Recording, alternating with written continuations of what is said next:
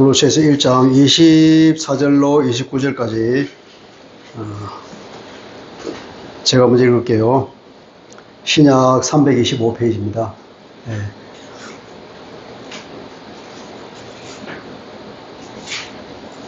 (325페이지) 골로새서 1장.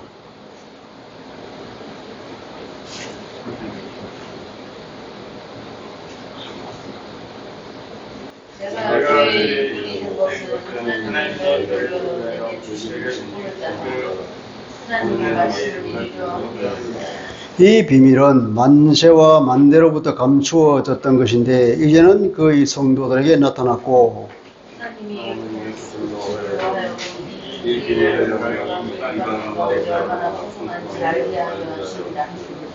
비밀은 너희 안에 계신 그리스도의 곧 영광의 소원입니다. 우리가 그를 전파하여 각 사람을 권하고 모든 지혜로 각 사람을 가르치면 각 사람을 그리스도 안에서 완전한 자로 세우려 함이니 이를 위하여 나도 내 속에서 능력으로 역사하시는 이의 역사를 따라 힘을 다하여 수고하노라. 아멘. 하나님의 말씀입니다. 골로새 교회는 골로새 교회 교인들에게 주는 편지죠. 예, 골로새 교회는 바울이 세운 교회입니까? 아니죠. 바울이 에베소에서 사역할 때 그때 은혜를 받았던 에바브라라는 사람이 자기 고향 골로새에 들어가서 교회를 세웠습니다. 그런데 몇 년 후에 바울이 로마에 이제 갔다 연금 당할 그때에 에바브라가 바울을 찾아와서 여러 가지 얘기를 하면서 이제 좋은 소식과 나쁜 소식을 전하여 주고 그 얘기를 듣고 이 골로새에게 편지를 쓴 이 편지가 골로새서라는 것입니다. 지난번에 우리가 앞에 1장 앞부분에서는 바울이 이제 예수 그리스도가 어떤 분인가에 대해서 아주 장엄한 문장으로 소개를 한 것이었죠. 그러고 나서 이제 바울이 그 끝마디에 23절에 보면은 나 바울은 이 복음의 일꾼이 되었노라 그렇게 말하면서 이제 그걸 끝냈습니다. 그리고 오늘 이 말씀은 이제 바울이 어떻게 하나님의 일을 열심히 하였는가에 대해서 말씀하고 있는 본문입니다. 우리 본문에 들어가기 전에 한국 교회를 한번 생각해 볼 때 뭔가 좀 미진하다는 생각이 드는데 이 교회의 뭡니까? 그게 서구교회와의 차이점을 생각해 보면 서구교회는 역사가 길지만 한국교회는 역사가 짧다는 점이 있죠. 짧아서 이제 하나님의 말씀이 우리 사회 구석구석에 이 문화화되지 못한, 생활화되지 못한 점이 있죠. 그런 이제 일천한 점과 그 역사가 긴 그런 차이가 있습니다. 그래서 우리가 흔히 말하는 그 유교라고 하는 그런 그 산도 정복하지 못하고 여전히 교회 내에서도 유교적인 잔재가 있어서 교회가 율법적이다는 얘기를 많이 듣죠. 가장 율법적인 것이 유교잖아요. 그리고 저기 무슬림 저 교회. 그런데 그런 것들이 참 아쉽습니다. 그리고 또 지금까지 우리가 너무 이 구원에만 치우쳐 있었던 거죠. 그거 날 어떻게 하면 구원을 받냐? 너 구원 받았냐?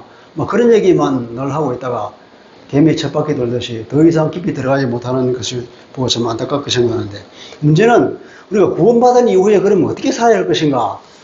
거기에 우리가 생각을 더 들어가야 되겠죠.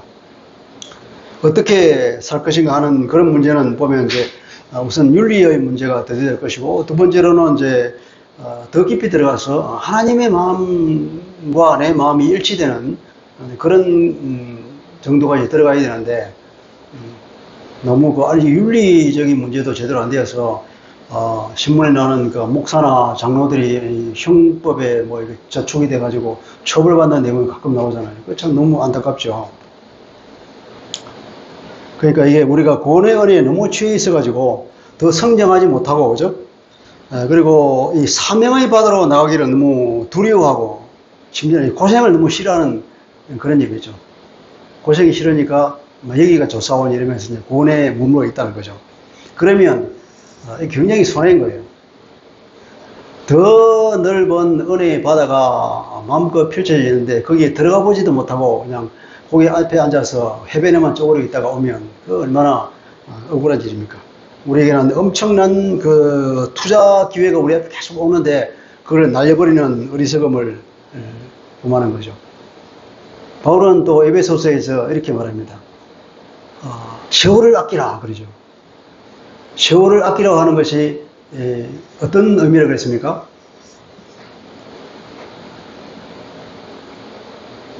세월이라고 하는 것은 이 시간, 그들이 말하는 시간 개념이 그냥 우리가 흔히 말하는 시간적 개념은 크로노스의 시간이 아니라 흔히 말하는 카이로스의 시간을 말하고 있다. 카이로스를 아끼라가 아니라 카이로스를 구속하라 이 말이에요. 너에게 있는 그 카이로스를 구속해내. 왜 구속해내느냐? 우리에게 주어진 하나님이 주어진 그 귀한 그 기회를 사탄에게 빼앗기고 있다 이 말이에요. 이거 사탄에게 빼앗긴 것을 이제 구출해내라는 거예요. 그 말이 그러면 세월을 아끼라는 말이 정확히 말하면 너에게 주어진 그 기회를 사탄에게 빼앗긴 것을 구출해내. 엄청난 투자 기회가 계속 날아가 버리는 이걸. 우리가 좀 더 깊이 들어가야 될 겁니다. 그런데 보면 이제 아들과 아버지를 생각해 보면 이제 아들이 장성하면 아버지의 값을 반드시 잊게 되어 있습니다. 그것이 자연스러운 일이죠. 또 제자가 성장하면 스승이 하던 연구를 하죠. 스승이 남겨둔 일을 열심히 연구하는 것이 자연적인 이치 아닙니까? 바울은 그리스도의 제자요 사도로서 어떻게 살았는지 그 바울의 고백이 오늘 우리가 읽었던 본문이라는 말씀이죠. 이 바울의 고백이 어떤 의미인지 한번 더 깊이 들어가 보죠. 우선 바울은 자기가 교회의 일꾼이 됐다고 합니다. 교회의 일꾼, 교회의 종이라는 말이죠. 자기는 자기가 받은 그 소명의 의미를 상당히 부여하고 있는 것을 보게 되죠. 우리 25절 한번 볼까요? 25절 보면은 내가 교회의 일꾼이 된 것은 하나님이 너희를 위하여 내게 주신 직분을 따라서 하나님의 말씀을 이루려 함이라. 이걸 좀 더 쉽게 번역해 보면 나는 하나님의 말씀을 이루려고 하나님이 너희를 위하여 내게 주신 그 직분을 따라서 교회의 일꾼이 되었노라 이렇게 말하는 거예요. 자기의 교회의 일꾼이 된 것이 그 기반이 그 기원이 어디냐면 하나님이 나에게 주신 직분을 따라서 그랬답니다. 하나님이 주신 직분이에요. 직분. 여기서 직분이라는 말이 이게 헬라어로 오이코노미아라고 하는 말인데 이걸 어떻게 번역하느냐? 하나님의 입장에서 오이코노미아를 생각할 때는 하나님이 온 우주를 피조세계를 다스려 나가는 하나님과 경륜을 말하는 거예요. 하나님과 섭리. 그래서 우리가 이 개역 개정이 나오기 전에 개역 한글 번역에서는 하나님의 경륜 이렇게 번역했습니다. 하나님의 나에게 주신 그 경륜을 따라서 내가 교회의 일꾼이 된 거예요.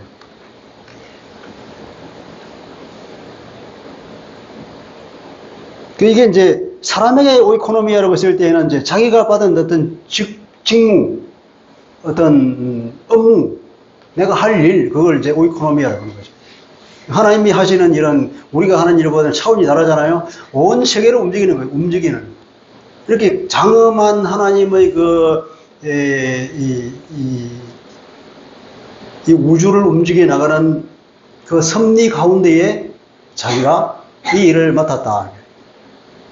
그냥 자기가 이 사도가 된 것이 내가 이 일을 하는 것이 내가 자가 발전을 해서 하는 일이 아니라 그 장엄하신 그 원대하신 하나님이 나에게 주신 직분이라. 하나님이 뭘 하는 가운데 온 우주적 구원 계획을 하시고 그것을 이루어 나가시는 그 와중에 이 일에 나를 참여시키도록 나를 불러서 일을 하고 있는 거라. 얼마나 이것이 대단한 일입니까? 자기가 교회의 일꾼이 된 것이라는 그 소명을 받은 그 의미를 이렇게 부여하고 있다는 거죠.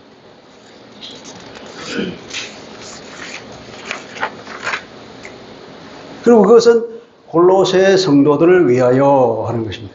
비단 골로새 성도들만이 아니라 골로새 성도에게 편지를 쓰니까 그렇게 말하지만 이건 모든 이방인들을 위하여 이 말이에요. 모든 불신자들을 위하여 내가 이 업무를 받았는데 그 목적은 뭐냐면 하나님의 말씀을 이루는 것이에요. 하나님의 말씀을 이룬다는 것, 하나님의 말씀을 완성하는 것. 그러니까 이방인에게 복음을 선포하여서 복음을 완전하게 전하는 이것. 하나님의 구원 계획을 완성하는 이 일에 내가 참여한다 이 말이에요. 하나님으로부터 내가 그런 일을 받았고 내가 입장에 볼 때는 내가 직분을 받은 거지만 하나님의 입장에 볼 때는 하나님은 온 우주를 다스리는 그 경륜에서 나오는 거란 말이죠. 그것이 신적인 기원을 가진 것이고 그래서 그건 신성한 사명이요. 그것은 영광이요. 그것은 특권이란 말이에요. 아무나 그런 일을 할 수 있는 게 아니죠. 예수 안 믿는 사람이 일을 할 수 있습니까?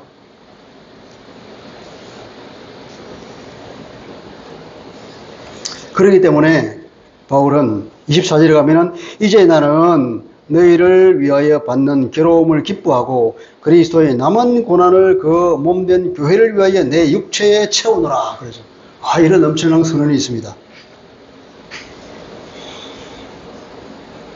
나는 교회를 위하여 그리스도의 남은 고난이라고 했죠. 이 단어적인 뜻은 고난의 부족을 내 육체에 채우는 거예요. 그리스도의 고난의 그 부족한 부분, 그것은 내 육체에 채우느라. 그것은 육체에 채운다는 것은 육체의 고생을 말하는 거예요. 육체적인 고생, 구체적으로. 고린도후서 11장에 보면은 바울이 그 고난 목록이라는 게 있거든요. 24절부터 27절까지인데 바울이 이렇게 고백하고 있습니다. 유대인들에게 40의 하나를 감한 매를 5번 맞았으며 3번 태장으로 맞고 1번 돌로 맞고 3번 파선하고 일주야를 깊은 바다에서 지냈으며 여러 번 여행하면서 강의 위험과 강도의 위험과 동족의 위험과 이방인의 위험과 시내의 위험과 광야의 위험과 바다의 위험과 거짓 형제 중의 위험을 당하고 또 수고하고 애쓰고 여러 번 자지 못하고 줄이고 목마르고 여러 번 굶고 춥고 헐벗었노라.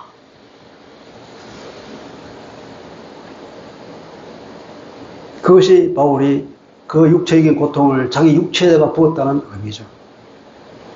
갈라디아서 6장 17절은 이렇게 말합니다. 갈라디아 교인들이 더 이상 자기를 괴롭히지 말라고 하면서 이후로는 누구든지 나를 괴롭게 하지 말라. 내가 내 몸에 예수의 흔적을 지니고 있노라. 이렇게 말합니다. 괴롭게 하지 말라는 것은 원문에 하면 찌르는 거예요. 계속 찌르는 거예요. 찌르지 말라는 거예요. 내 몸에 예수의 흔적을 가져놔라. 낙인이라는 게 낙인. 그 후에 말을 키우는 사람은 말 엉덩이에다가 그 도장을 콱 찍어요. 인도에 불을 따라가지고 그러면 그 흉터가 생기잖아요. 그 흉터가 이제 그 문양이나 글을 새기는 거예요. 이 말은 그 주인의 소유가 되는 거죠. 그런 예수의 흔적이라는 그런 낙인, 스티그마라고 합니다. 그 스티그마를 가지고 있다. 바울이 예수의 흔적이 뭐겠습니까? 이런 매맞고 헐벗고 굶주리고 하면서 당한 온갖 흉터와 그런 상처 자국 아니겠습니까? 더 이상 찌르지 마라. 옛날에 우리가 영화에 보면 그런 얘기 있잖아요. 그 친구란 영화. 고마해라. 많이 묻다 이거 하는 거예요. 다 그만 찔러.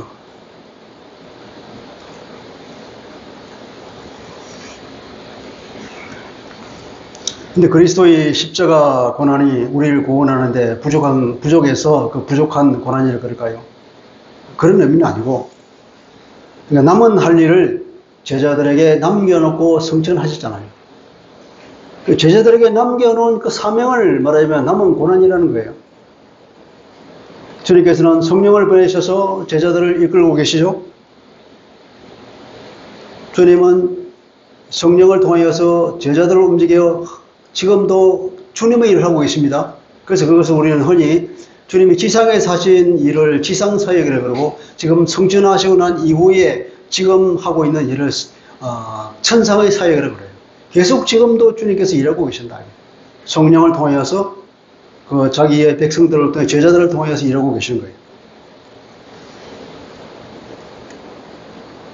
그리고 그래서 이 제자들의 이 사명은 영광스럽고 위대하고 특권적이다는 것이. 그러니까 이 그리스도인하면 고난이라 그러면 복음을 전하다가 받는 고난을 말하는 것이요, 그리스도께서 남겨놓으신 미완화의 사명이라는 겁니다. 주님께서 마지막 가시면서 부탁한 게 마태복음 28장에 나와 있잖아요. 제가 읽어드리겠습니다. 예수께서 나와 말씀하여 이르시되 하늘과 땅의 모든 권세를 내게 주셨으니 그러므로 너희는 가서 모든 민족을 제자로 삼아 아버지와 아들과 성령의 이름으로 세례를 베풀고 내가 너희에게 분부한 모든 것을 가르쳐 지키게 하라. 그랬습니다. 이게 주님께서 우리에게 제자들에게 남겨놓은 미완의 사명이라는 겁니다.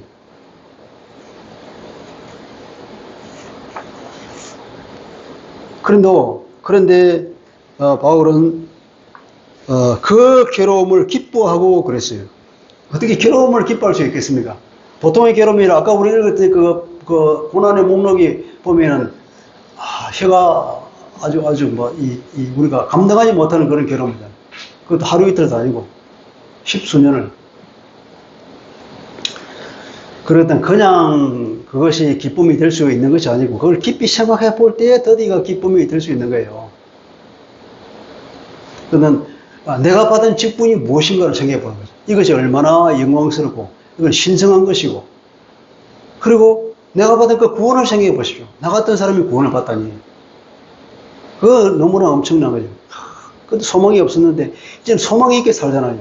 이제는 삶의 목표가 없었는데 삶의 목적이 생겼잖아요. 그저 옛날에 나 혼자 살았는데 나 혼자가 아니잖아요. 주님이 나를 내고 오셔서 나를 살려주시니까. 그리고 자기가 하는 이 사역을 통하여서 나중에 있을 그 하나님의, 우리 주님의 그 구원의 은혜가 이방인들에게 베풀릴 때 그 풍성한 은혜를 생각해 볼 때 가슴에 벅차오르는 거죠. 그걸 깊이 생각해 보니까 드디어 이 고난조차도 기쁨이 된다 이 말이에요. 바울이 사람이 아니겠어요? 얼마나 고통스럽겠습니까? 그럼에도 불구하고 기뻐한다고 하는 것은 이러한 깊은 통찰과 내적인 생각 가운데에 나오는 기쁨이죠. 그것은 고난을 해석하는 눈이 있기 때문에 가능한 것입니다. 우리는 그러니까 있는 것에 감사할 줄 아는 자족 정신이 필요하죠. 우리가 늘 없는 것 때문에 우리가 불평하잖아요. 우리가 많이 가지고 있는 걸 생각하면 그걸 감사할 수 있는데 늘 없는 것 때문에 불평하고, 그러니까 우리가 기쁨이 없다는 거죠. 우리에게 정말 다양한 원인에서 오는 고난이나 어떤 고생이 있을 것입니다. 살다 보면 얼마나 많은 고생과 고난이 있습니까? 그렇지만 그것을 보는 눈을 달리 보는 눈을 가져야 되는 거죠. 주님의 눈으로, 하나님의 눈으로 그것을 볼 줄 알아야 되고, 그것이 나에게 어떤 의미인가를 해석할 수 있는 눈이 열릴 때 비로소 바울처럼 우리도 우리에게 닥쳐오는 고난을 기뻐할 수 있을 줄 믿습니다. 그러니까 바울은 사명을 감당하면서 겪는 온갖 종류의 그 극심한 고통을 오히려 기쁘게 받아들였다는 것입니다. 그 이유는 바로 그 사명의 신적인 기원, 그것의 영광스러움과 그 특권, 그리고 사역 결과에 대한 그 기대, 말하자면 출산 후의 기쁨을 바라보는 그 산모와 같은 그 마음을 가졌기 때문에 드디어 기뻐할 수 있었다는 것입니다. 두 번째, 우리가 바울은 어떻게 살았는가 하면 그리스도를 열심히 전파했다고 하죠. 우선 26절에 보면 이 비밀은 만세와 만대로부터 감추어졌던 것인데 이제는 그 성도들에게 나타났고 그렇습니다. 앞에 25절에 보면 하나님의 말씀을 이루려 함이라. 그리고 이 비밀은 그랬잖아요. 그러니까 이 비밀이라는 것은 앞에 나왔던 하나님의 말씀을 말하는 거예요. 하나님의 말씀을 이루기 위해서 내가 이 교회의 일꾼이 됐는데, 이 하나님의 말씀, 말하면 이 비밀은 신비한 거예요. 하나님의 말씀이라는 게. 어째서 신비합니까? 하나님께서 구원을 이루시려고 아주 옛날부터 첫 아담 부부에게부터 그 약속을 주었잖아요. 여자의 씨가 나중에 뱀의 머리를 깰 것이라는 그런 희망을 주었는데, 그것이 많은 세월이 흐르고 난 뒤에 드디어는 예수 그리스도 오시다. 그동안에 한 사람을 선택하고 그 사람 때문에 한 민족을 이루고 나라를 이루어서 그 나라의 역사가 장부하게 흘러나가면서 그 나라가 없어져 버리지 않습니까?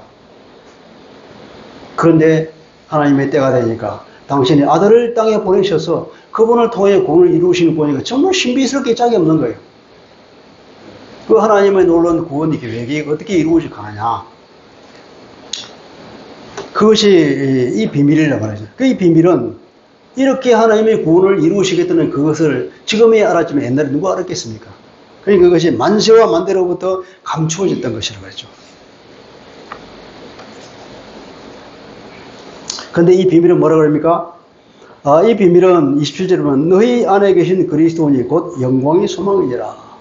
네가 가지고 있는 그 영광스러운 소망, 앞으로 받을 그 구원에 관한 그 영광스러운 구원을 받을 소망인데 그것이 누가 주는 예수 그리스도가 주시는 거라 이거죠. 하나님의 말씀의 핵심은 예수 그리스도라는 거예요. 신구약을 통틀어서 곧 하나의 주제를 본다면 예수 그리스도라는 거죠. 믿습니까, 여러분? 네. 바울이 그것을 지적하고 있는 것입니다. 이 비밀은 너희 안에 계신 그리스도, 곧 영광의 소망이다. 이 비밀은 지금까지 감추어져 있었는데 이제는 그리스도의 성도들에게 밝히 드러났다는 것입니다. 밝히 드러났다. 드러났다는 것은 드러내는 사람이 있을 거잖아요. 누가 드러냈을까요? 하나님께서 드러냈다는 거죠. 하나님께서 다 드러내야 밝히 알려지게 하셨다. 27절은 하나님께서는 이 비밀의 영광이 이방인 가운데서 얼마나 풍성한지를 그 성도들에게 알려주려 하셨다는 거예요. 27절을 보면 하나님이 그들로 하여금 이 비밀의 영광이 이방인 가운데 얼마나 풍성한지를 알게 하려 하십니다. 말이 좀 이상하잖아요. 이걸 좀 더 쉽게 보면 그런 겁니다. 하나님께서는 이 비밀의 영광이 이방인 가운데서 얼마나 풍성한지를 그 성도들에게 알려주려고 하셨다. 그런데 이 비밀은 너희 안에 계신 그리스도 곧 영광의 소망이다. 이렇게 말하고 있죠. 예. 이방인에게 복음이 전파될 때 그 이방인들이 예수 그리스도를 통하여서 영원한 생명을 얻고 구원의 은혜를 받고 기쁨이 충만하고 그 이방인들에게 베풀어지는 예수 그리스도의 구원은 제한이 없는 거예요. 아무나 누구든지 예수를 믿는 사람마다 다 구원을 들어오니까 그 주님의 은혜가 얼마나 풍성하냐 이거죠. 믿는 자마다.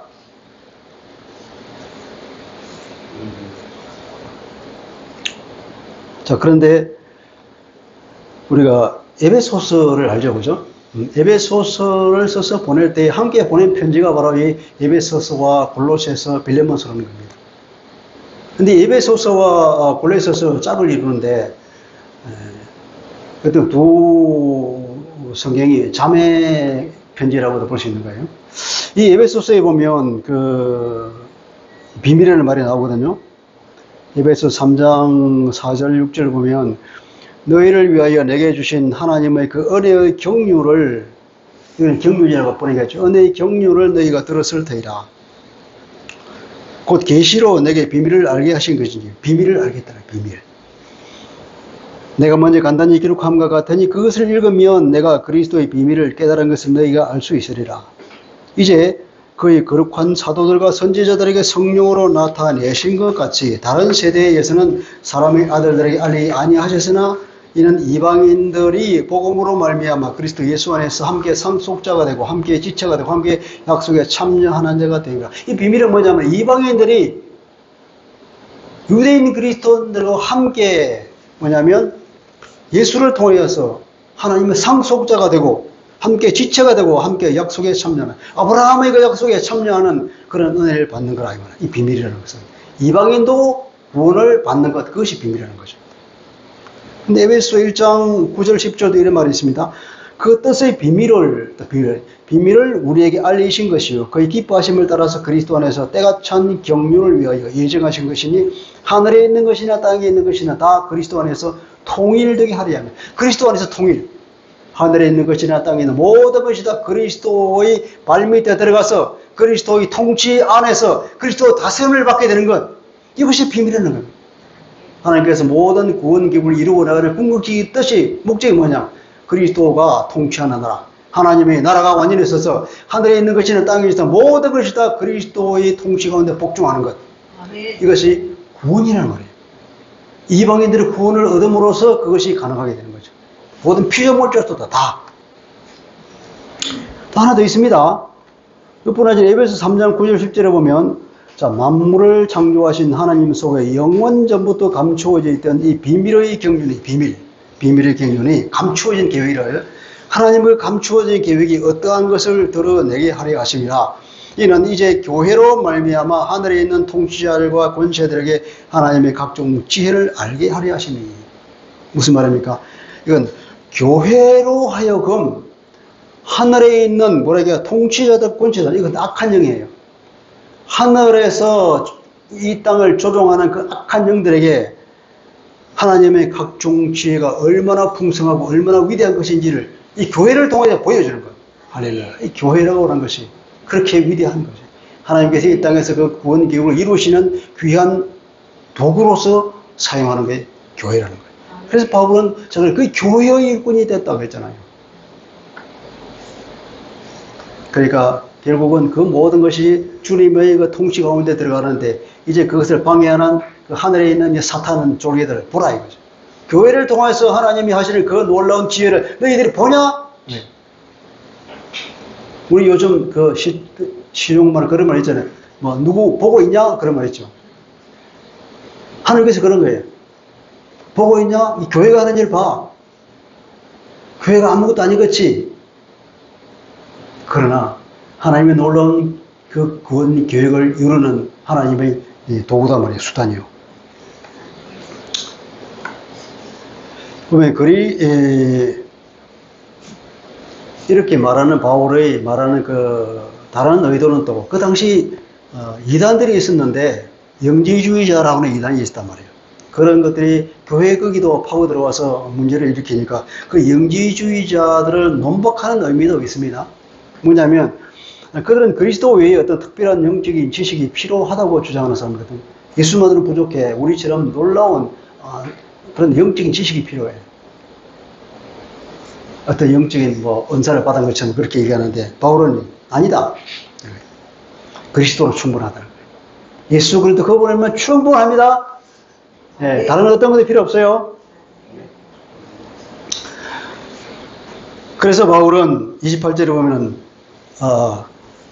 우리가 그를 전파하여 각 사람을 권하고 모든 지체로 각 사람을 가르치면 각 사람을 그리스도 안에서 완전한 자로 세우려 합니다. 그랬죠. 바울은 보니까 그를 전파한다. 그를 부지런히 전파한다 그랬네. 모든 지혜를 총동원하여서 첫째 어떻게 합니까? 모든 사람을 훈계하면서 모든 사람을 권하면서 권한다는 것은 훈계한다는 거예요.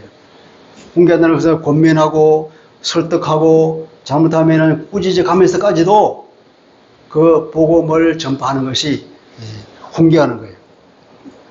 모든 사람이라고 그랬잖아요. 이에게는 복음을 전파하는 그 대상은 어떤 구별도 없어요. 지체가 높은 사람이나 낮은 사람이나 돈이 많은 사람이나 가난한 사람이나 남자든 여자든 어린아이든 노이든 이제 죽어가는 사람이건 노숙자이건 간에 우리가 말하는 모든 사람은 복음을 들어야 할 사람들이에요.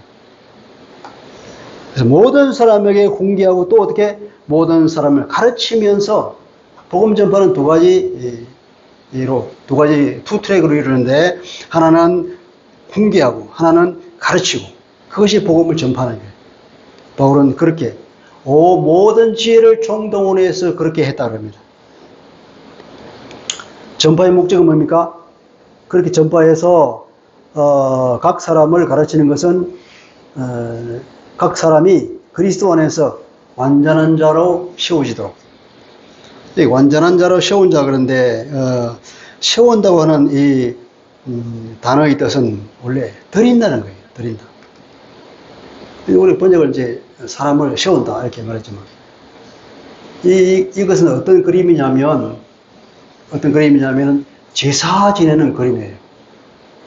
이방인들에게 복음을 전거해서 이 사람들이 온전한 그리스도인으로 된 것으로 하나님께서 기뻐 받으시는 제물로 하나님께 드리는 거예요. 이해가 됩니까? 그림이. 그래서 현대인의 성경은 이렇게 번역했습니다. 하나님께 바치려고. 이방인들에게 복음을 잘 전거해서 그들이 그리스도인이 되어서 하나님이 받으실 만한 온전한 제물로 만들어서 하나님께 드리는 거예요. 네. 그런 그림인데 어쨌든 이것은 뜻은 그러니까 복음을 잘 전해서 온전한 그리스도인으로 세우는 게 맞는 거예요. 완전한 사람이 되게 하려고 복음을 전하는데 어떻게 합니까? 복음을 설득하고 그죠? 권면하고 또 야단을 치면서 또 가르치면서 그렇게 해서 온전한 사람으로 세워 나가는 거죠. 그런데 바울은 이 일을 위해서 최선을 다했다고 합니다. 이 일을 위해서 나도 내 속에서 능력으로 역사하시는 이 역사를 따라서 힘을 다하여 수고하노라. 나는 이 일을 위해서 나도 힘을 다하여 수고하노라. 왜? 나도 힘을 다한다고 했죠? 나도 하니까 너도 하라 이 말이죠. 고린도 사람들에게 나도 이렇게 했으니까 당신들도 이렇게 하십시오. 바울이 그렇게 했으니까 우리도 그렇게 합시다. 그리고 바울은 자기 능력으로 한 게 아니라 그래요. 보면은 내 속에서 능력으로 역사하시는 이 역사를 따라서 내 안에서 강력하게 드라이브를 거는 그 힘을 주는, 지혜를 주는, 능력을 주는 그분이 계셨어. 누굽니까? 성령이잖아요. 성령이 내 안에 오셔서 나에게 힘을 주고 지혜를 주고 드라이브를 걸어서 일을 하겠다는 거예요. 자기 능력을 한 게 아니라 그러죠. 성령께서 힘을 주신다는 거예요. 성령께 힘을 주시니까 여러분도 하십시오. 그런 거예요. 자, 말씀을 정리해 보겠습니다. 우선 바울은 교회의 일꾼이었는데 자기가 받은 그 사명, 그 직분이죠. 그 임무를 받은 것이 하나님의 섭리에 따른 것이라고 그럽니다.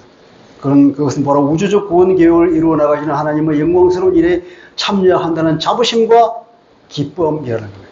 특권으로 인식했기 때문에, 영광스러운 일로 생각했기 때문에 그것은 그런 온 힘을 다해서 일했던 것입니다. 그래서 그는 고난조차도 기뻐했다고 합니다. 그리스도의 남은 고난에 참여한 것으로 인식했기에 기쁜 마음으로 주님께서 걸어가신 그 길을 자기도 걸어간다는 동참한다는 그런 마음이 있었기 때문에 기쁨으로 그 일을 감당했던 것입니다. 복음을 전하다가 받는 고난, 그리스도께서 남겨오신 이 미온의 사명을 기쁨으로 감당했고 고난에 대한 해석이 남달랐기에 오히려 그것을 잘 견뎠다는 것입니다. 그는 그리스도의 몸을 위하여 그 고난을 자기 육체에 채운다고 표현했죠. 그리고 하나님의 비밀은 그리스도를 열심히 전파했습니다. 이 비밀의 영광은 이방인 가운데서 얼마나 그것이 풍성한가. 그리스도의 구원의 은혜는 이방인에게도 차별 없이 부어진다는 이 놀라운 진리를 실제 이방인의 복음을 전하면서 체험하고 느꼈다는 겁니다.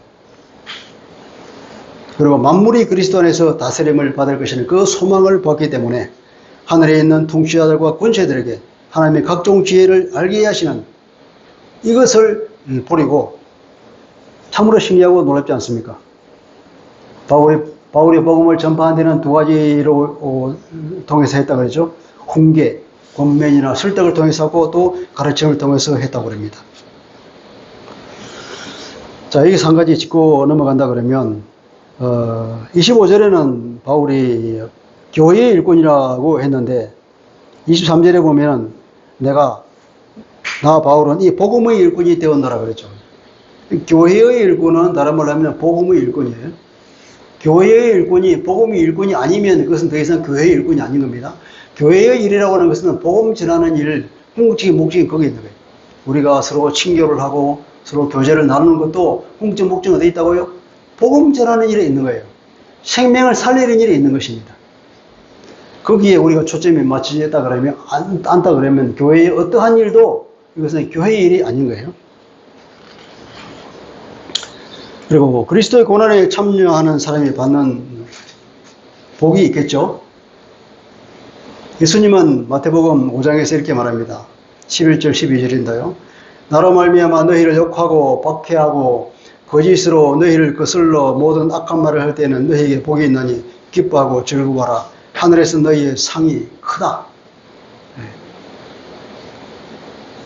예수님께서는 당신으로 인하여서 박해를 받는 거예요. 의를 위해서 박해를 받는 걸 말하죠. 의이신 그리스도, 복음 그 자체이신 그리스도, 하나님의 비밀이신 그리스도, 그죠? 우리의 영광의 소망이신 그리스도, 그를 위해서 우리가 고난을 당한다고 해서 이것은 영광입니다. 상이기 때문에. 베드로전서 4장 12, 13절에서 이렇게 말합니다. 사랑하는 자들아 너희를 연단하려고 오는 불시험을 이상한 일을 당하는 것 같이 이상하게 여기지 말고 오히려 너희가 그리스도의 고난에 참여하는 것으로 즐거워하라. 같은 맥락이죠. 그래서 즐거워하라. 이는 그 영광을 나타내실 때에 너희로 즐거워하고 기뻐하게 하려 함이라. 이것이 상이죠. 자, 결론입니다. 그러면 바울만이 그리스도의 일꾼일까요? 그리스도인은 모두가 그리스도의 일꾼으로 부름받았다는 사실입니다. 바울은 에베소서에서 이렇게 기도합니다. 너희 마음의 눈을 밝히사 그의 부르심의 소망이 무엇이뇨? 부르심의 소망을 알았으면 좋겠다. 너희 마음 눈이 열려졌어. 성령께서 너희 마음 눈을 열어서 하나님께서 너를 부르신 소망이 무슨 소망을 가지고 너희를 부르신지 좀 알았으면 좋겠다. 우리가 그냥 구원받은 것은 그것으로 끝나는 것이 아니라 하나님께서 우리를 부르셔서 당신의 백성으로 아들과 딸로 삼으시면서 무슨 기대를 가지고 부르시는가? 분명히 기대가 있을 거라고요. 그것을 생각하는 믿음의 깊이로 들어가라 이거예요. 네. 바울은 그래서 그것을 알고 온 힘을 불살라서 복음 전하는 일을 했다는 거죠. 근데 우리가 바울처럼 누구나 하는 건 아니죠. 내가 동물의 왕국 보니까 사자가 사냥하는 거 있더라고요. 보니까 암사자가 어떤 이 무기를 향해서 열심히 딸려갔는데 잘 안 잡히는 거예요. 그랬더니 수사자는 널 노는 줄 안 하는 거 같은데 수사자는 빈둥빈둥 녹임하고 이제 암사자가 잡아오는 묶기만 하는데 이거 보니까 이게 암사자가 힘이 겨워. 그러니까 수사자가 그때 왔었더라고. 한 방에 그냥 팍 조져버리대. 그러니까 큰 일을 일으켜 목을 치는 일을 하는 사람이 있는가 하면 그것을 끌고 오는 사람이 있고 그것을 갈라서 먹게 하는 사람이 있고 다양한 일이 있단 말이죠. 바울같이 일을 하는 사람이 있는가 하면 또 우리가 나가서 이웃에게, 친구에게, 우리 가족에게 복음을 설명하고 가르치고 이런 일을 하는 사람도 있는 거예요. 우리가 다 바울처럼 누구 그렇게 하겠습니까? 말하자면 바울이 그 숫사자에 비유한다 그러면 우리는 어린 사자에 비유해서 그런 일을 할 수 있겠죠. 누구에게는 다, 누구에게도 할 수 있다고요.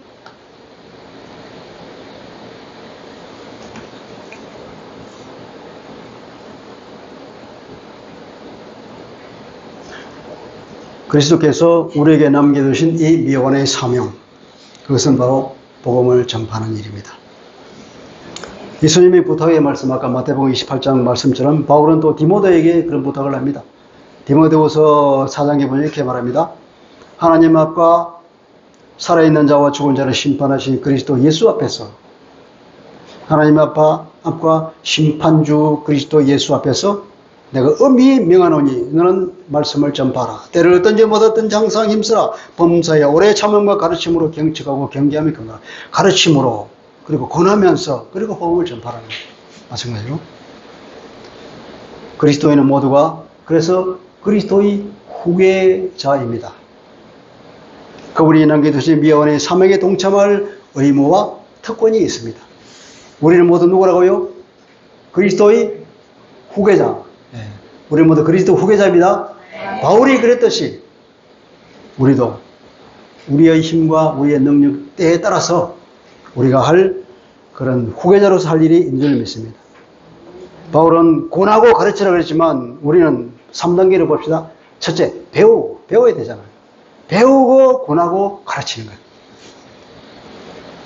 우리는 모두가 그리스도의 후계자입니다. 우리에게 남긴 이 미완의 사명은 바로 복음 전파에 있습니다. 바울이 그랬던 것처럼 우리도 이것을 영광스러운 특권의 사명으로 알고 그래서 온 힘을 다해서 수고해서 하나님의 칭찬받는 그리스도인이 됩시다. 기도하겠습니다. 하나님 아버지, 오늘은 바울이 골로새서에서 자기가 한 일에 대한 그 고백을 들었습니다. 바울은 자기가 복음 전하는 일로 하나님께서 부르신 것을 하나님의 놀라운 그 섭리로 알고 그래서 그것을 영광스럽게 생각하고 특권으로 생각하면서 그 복음을 전하는 일로 인해서 온갖 고통을 다 겪었지만 오히려 그 고생을 기쁨으로 감당하였다고 합니다. 그 그리스도의 남은 고난을 자기 육체의 차원으로 하는 그런 놀라운 선포를 했습니다. 주님, 우리도 모두가 다 주님의 후계자로서 이 땅에서 주님이 걸어가신 그 발자취를 걸어가는 주님의 제자인 줄 믿습니다. 우리가 주님의 후계자로서 이 땅에 주님이 걸어가신 그 길을 우리도 걷고 우리도 주님께 사신 것처럼 많은 사람들에게 복음을 전가해서 누구나 다 주께 나와서 영원한 생명을 얻게 하는 이 일에 우리가 동참하여서 하나님으로부터 상을 받는 그런 하나님의 귀한 자녀가 되게 하여 주옵소서. 예수 그리스도 이름으로 기도합니다. 아멘.